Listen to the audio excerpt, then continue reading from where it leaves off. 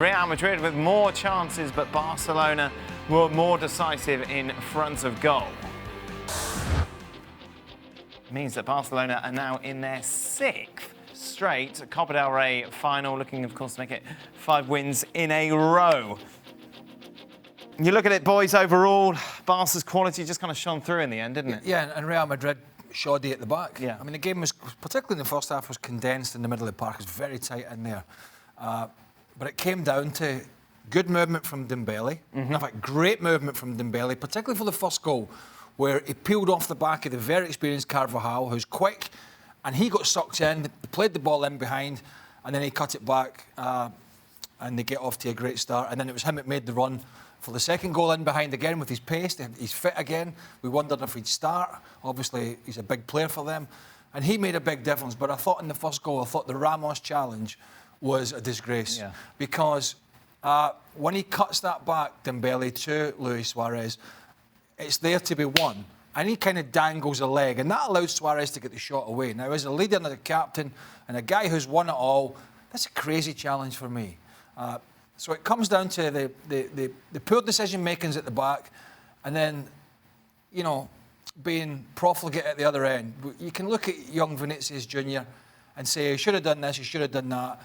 I'm loath to criticise a young guy. Yeah, he doesn't hide, does he? Because, you know, he's learning the game, he's super talented, but he will have to eventually take that to another level in terms of the final third. If you compare and contrast to somebody like Raheem Sterling, and I'm not comparing players, I'm comparing somebody who did struggle in the final third and has greatly taken his game to another level in that area.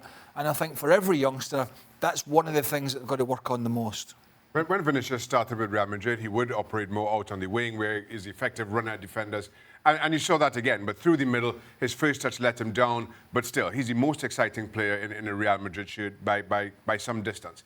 From a Real Madrid perspective, this was the first leg all over again.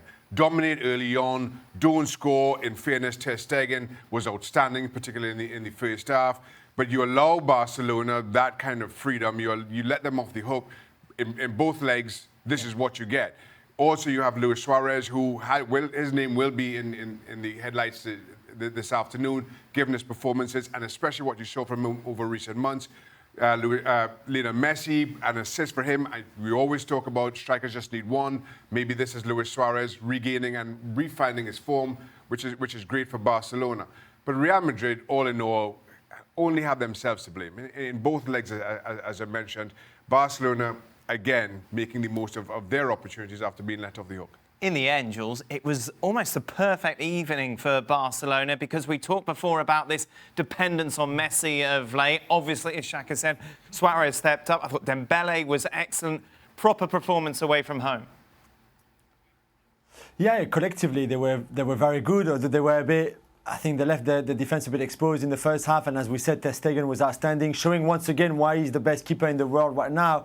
But you're right, we talked yesterday in the show about how this team was so dependent on Messi, and yet he's not involved in any of the 3 goals for once.